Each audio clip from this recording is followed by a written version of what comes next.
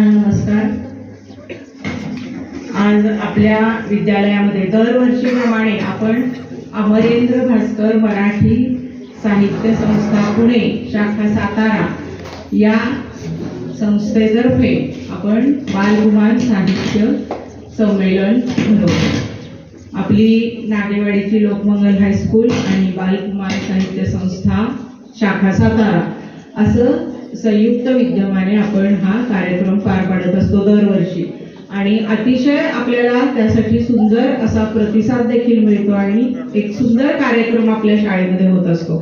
तर आजच्या या कार्यक्रमाला आपल्या शाळेमध्ये उपस्थित असलेले आपले शाळेचा गौरव असलेले असे माजी विद्यार्थी आज आपल्याला इथे पाहुणे म्हणून सर्व लाभलेले आहेत।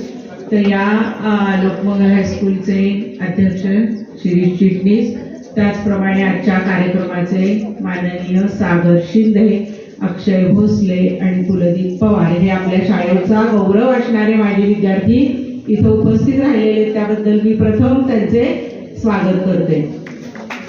तसेच या विद्यालयाचे तसेच उपस्थित असणारे आपले पाटील सर, तसेच बालकुमार साहित्य संस्थेचे जमदाडे सर, जमदाडे सर आणि इथल्या शाळेमधले इतर सर्व पुढे इथे उपस्थित आहेत। पुढे सरांचं पण मी स्वागत करते।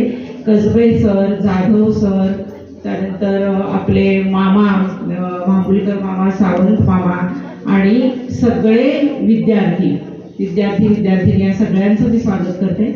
तर हा जो कार्यक्रम आहे म्हणजे हे जे बालकुमार साहित्य संस्थापन संमेलन आपण घेत असतो, बालकुमार म्हणजे छोटे आणि कुमार गटातले मोठे आणि प्राथमिक विभागातली मुलं आणि पुढची आपली माध्यमिकची मुलं असे बालकुमारांसाठी हे सगळं योजलं जातं। तर आजचा दिवसही किती छान आहे बघा। आज काय आहे?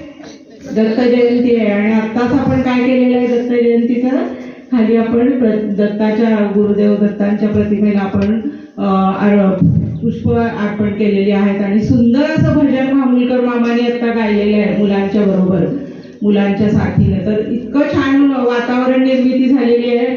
आपण बघा, तुम्हाला वाचनाची आवड निर्माण व्हावी, तुमच्यातल्या कलांची जोपासना व्हावी, तुम्हाला त्याची जाणीव झाली पाहिजे की आपल्यात नक्की काय आहे आणि ते या अशा संमेलनाच्या निमित्ताने तुम्हाला जाणीव होत असते जास्त की आपण काय केलं पाहिजे, आपल्याला कुठली कला अवगत आहे, इतर विद्यार्थी काय करतायत, आपण पण हे करू शकतो। किंवा आता हे जे विद्यार्थी तुम्हाला मार्गदर्शन करणार आहेत आपल्या शाळेत आलेले, तर त्या मुलांच्या मार्गदर्शनामुळे आपल्यात काय फरक पडणार आहे, आपण आणखी चांगलं काही करू शकतो। तर हे सगळं तुमच्यातली स्वची जाणीव तुम्हाला व्हावी यासाठी याचं आयोजन केलं जातं आणि त्यात आपण प्रत्येक वर्षी यशस्वी झालेलो आहोत। कारण दरवर्षी बघा नवीन ह्याच्यात भर पडते की माझी विद्यार्थ्यांनी ही कामगिरी केलेली आहे, हा विद्यार्थी कुठे जाऊन पोहोचलेला आहे, ही विद्यार्थिनी आज काय पदावर आहे।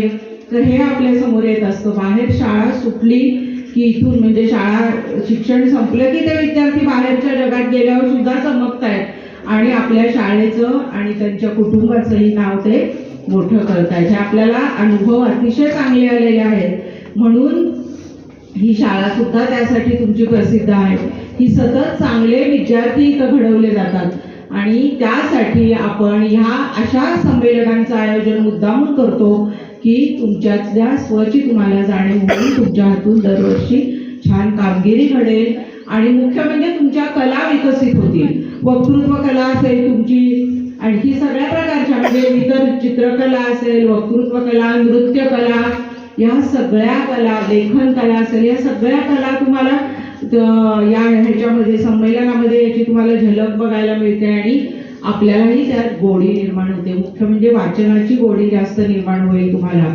वाचन केलं पाहिजे। तर हे गुरु पुस्तक म्हणजे आपले गुरु आहेत, हो की नाही? आज दत्त जयंती आहे म्हणजे आज गुरूंनी आपल्याला आशीर्वाद दिलेला आहे बघा आणि हा सगळा तुमचा जो पाठीचे आशीर्वाद आहे आणि मार्गदर्शन तुम्हाला आता दिवसभरात मिळणार आहे। तर त्यामुळे हा आजचा दिवस आपला आणि तुमच्या आयुष्यातील पुढील सर्व प्रवास जो आहे तो नक्कीच एक चांगला सुखकर होणार आहे याची मला खात्री आहे। आज इथं आमच्या विनंतीला मान देऊन सर्वजण इथं उपस्थित राहिले पाहुणे, तसंच मलाही इथं येता आलं, तुमच्यासमोर बोलता आलं, याबद्दल मी बालकुमार साहित्य संस्थेचे जमदाडे सर आणि इतर सर्व शिक्षक आणि शाळा यांची ऋणी आहे. धन्यवाद.